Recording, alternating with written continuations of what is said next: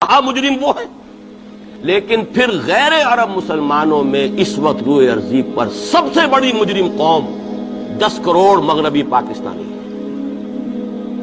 یہ میں ڈنکے کی چوٹ کہہ رہا ہوں اور بہت عرصے سے کہہ رہا ہوں، اس لیے کہ ہم وہ لوگ ہیں کہ جنہوں نے اسلام کے نام پر ملک بنایا۔ کوئی ملک دوسرا دنیا میں اس وقت اسلام کے نام پر نہیں بنا۔ ہم وہ لوگ ہیں پاکستان بنانے کے لیے لاکھوں جانیں مسلمانوں کی کلمہ گوؤں کی گئیں اور ہزاروں عصمتیں لوٹی، اور نہ معلوم کتنی مسلمان لڑکیاں اور عورتیں جو ہے رہ گئی پھر بھی ہمیشہ ہی سکھوں کے پاس، اور وہ آئی نہیں پاکستان میں اس اسلام کے نام پر۔ اور کیا کیا ہے ہم نے؟ 46 برس ہو گئے، اس کہاں اسلام ہے؟ لہذا اس سے بڑی مجرم قوم عربوں کے بعد ہم یہ کہہ سکتے ہیں ہمارا عام آدمی قرآن نہیں پڑھتا، قرآن جانتا نہیں، ٹھیک ہے، اپلی ہے کچھ نہ کچھ، اس اعتبار سے ان کے بعد نمبر ہمارا ہے، لیکن باقی پوری دنیا کے مسلمانوں سے بڑھ کر مجرم ہیں۔ اور ہم اصل میں نہ صرف یہ کہ خود اپنے حصے کے مجرم ہیں، بھارت کے مسلمانوں کا بھی سارا وبال ہماری گردن پر ہے۔ آج میں چاہتا ہوں کہ اس کو آپ اچھی طرح نوٹ کر لیں۔ بھارت کے مسلمانوں نے، جسے آپ فرض کفایہ کہتے ہیں، نماز جنازہ فرض کفایہ، چند لوگوں نے بھی کسی مسلمان کی نماز پڑھ لی تو سب کی طرف سے ادا ہوگی، کسی نے بھی نہیں پڑھی تو سب مجرم ہو جائیں گے، بستی کے سب لوگ مجرم ہوں۔ بھارت کے مسلمانوں نے فرض کفایہ ادا کیا جب پاکستان بنوا دیا آپ کو، اور اس کی قیمت آج بھی وہ دے رہے ہیں۔ کھلے نعرے لگ رہے ہیں، مسلمان کے 2 استھان، پاکستان یا قبرستان، تیسرا کوئی جگہ۔ ڈنکے کی چوٹ کہا بابری مسجد کے بعد ایل کے اڈوانی نے، ہم ساری مسجدیں گرا دیں گے ہندوستان میں، کوئی مسجد باقی نہیں چھوڑی۔ ڈنکے کی چوٹ، اعلانیہ، یہ سب کچھ ہو رہا ہے، اور یہ نعرے تو نہ معلوم کب سے لگ رہے ہیں، اور نہ معلوم کب سے میں یہاں ان مسجدوں کے اندر بھی اور اپنی تقریروں میں غور کرتا رہا کہ کیا وہاں ہو رہا ہے، لیکن ہمارے تو کان پر جوں نہیں دکھتی۔ ہمارے تو وہی دھندے ہیں، وہی کاروبار ہے، اپنا بزنس ہے، اس کے سارے مسئلے ہیں، اس کی اپنی بلڈنگیں ہیں، اپنی موٹریں ہیں، اپنے ٹیلی ویژن ہیں، اپنے کئی کورسز کے ڈنرز ہیں۔ اللہ خیر صلی اللہ، ہمیں بحث کیا اسلام سے؟ تو بتائیے ہم سے بڑا مجرم کون ہوگا؟ آج جو کچھ ہندوستانی مسلمان پر بیت رہی ہے اس کا جرم ہمارے کندھے پر۔ یہ میں جذباتی انداز میں نہیں کہہ رہا، میں تو 2 اور 2 4 کی طرح ثابت کر سکتا ہوں۔ انہوں نے فرض کفایہ ادا کر دیا، اور اس وقت یاد کیجئے مولانا ابوالکلام آزاد، مولانا مدنی، جمعیت علماء ہند کے علماء اپنے تقدس اور اپنے تدین اور اپنے تقوی کے اعتبار سے انکوسچنیبل، کوئی شک و شبہ نہیں ہو سکتا ان کی نیت پر اور ان کے تقوی پر اور کردار پر۔ انہوں نے کیا کہا تھا؟ یہی کہا تھا کہ یہ پاکستان بنا کر تم مسلمانان ہند کو 3 حصوں میں تقسیم کر دو گے۔ 3 میں کہا تھا، 2 میں نہیں، 3 میں۔ حالانکہ بظاہر تو ایک پاکستان بن رہا تھا نا، لیکن یہ مولانا ابوالکلام آزاد کے الفاظ تھے کہ 25 برس سے زیادہ یہ 2 خطے یکجا نہیں رہ سکتے، اور 25 برس کیا، 24.25 برس میں ٹوٹ گیا پاکستان۔ 25 برس پورے نہیں ہوئے، اور ان کے الفاظ تھے یہ کہ 25 برس سے زائد جمع نہیں رہ سکتے۔ 24.25 برس میں ختم ہو گیا۔ 16 دسمبر 1971 کو پاکستان ختم ہو گیا کہ نہیں ہو؟ 71 کو۔ بہرحال نوٹ کرنے کی بات ہے، ہم نے کیا کہا تھا؟ میں بھی مسلم لیگی تھا، میں نے بھی نعرے لگائے، چاہے غیر شعوری دور تھا، ہائی اسکول اسٹوڈنٹ تھا۔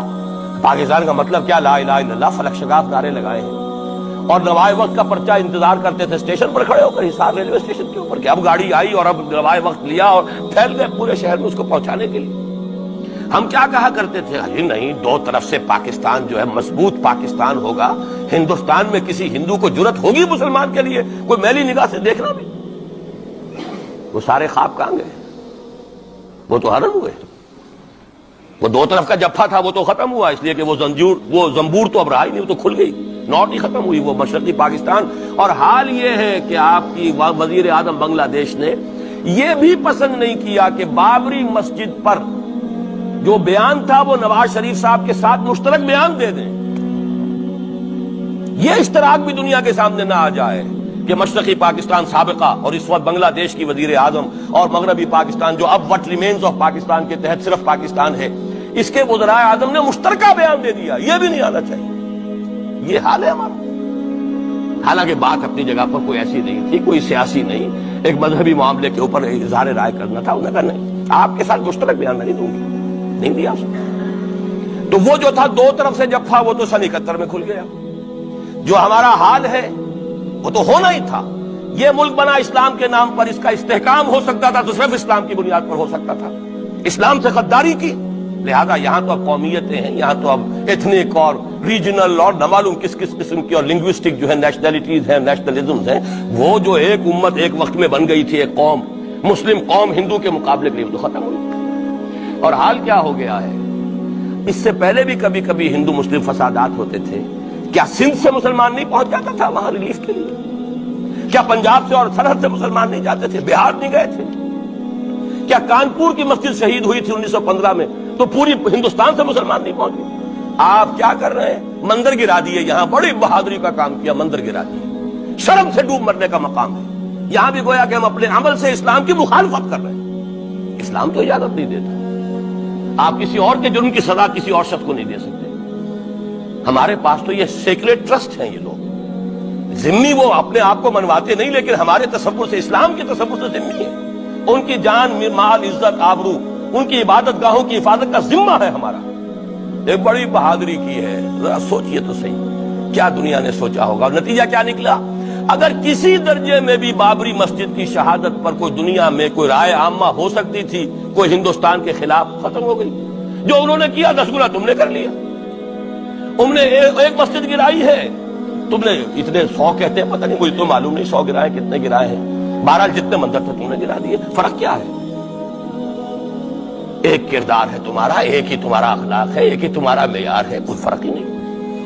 بلکہ وہاں تو کم سے کم یہ تو رہا ہے، دنیا کی آنکھوں میں دھول ڈالنے کے لیے کم سے کم یہ کہ فارن منسٹری جو ہے اس نے ریزائن کیا، ہم نے مان لیا جی ہم نہیں کر سکے، ہم مجبور ہیں، حالانکہ سب ان کی اجازت سے ہوا ہے، بلکہ ان کی ملی بھگت سے ہوا ہے۔ لیکن یہ کہ کلیان سنگھ نے فوراً استعفیٰ دے دیا، منسٹری ختم۔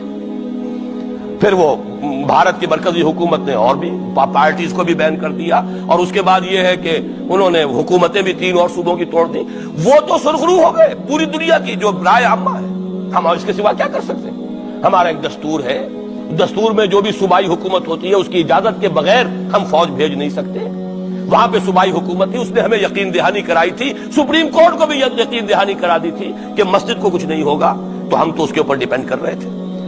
ہے سب جھوٹ، سب کو پتا تھا جو کچھ ہوگا، اندر خانے ملی بھگت تھی، لیکن یہ ہے کہ کم سے کم انہوں نے فیس سیونگ کے لیے ان کے پاس مواد موجود ہے، آپ کے پاس تو وہ بھی نہیں۔ آپ کے تو اخبارات نے لکھا ہے کہ کارپوریشنز کے ٹریکٹرز جو ہے گئے ہیں گرانے کے لیے، اور وزراء جو ہے، ایک وزیر کا نادر پرویز کا تو نام آیا ہے، اخبار میں خبر تھی، ہم نے بھی پڑھی تھی، فوٹو بھی دیکھا تھا کہ وہ خود ہاتھ میں پھاوڑا لے کر جو ہے وہ مندر گرانے کے لیے چلے۔ یہ جو صورتحال ہے جان لیجئے، اس وقت میں آپ کو بتانا چاہتا ہوں ہندوستان کے مسلمان پر تو جو قیامت بیت رہی ہے۔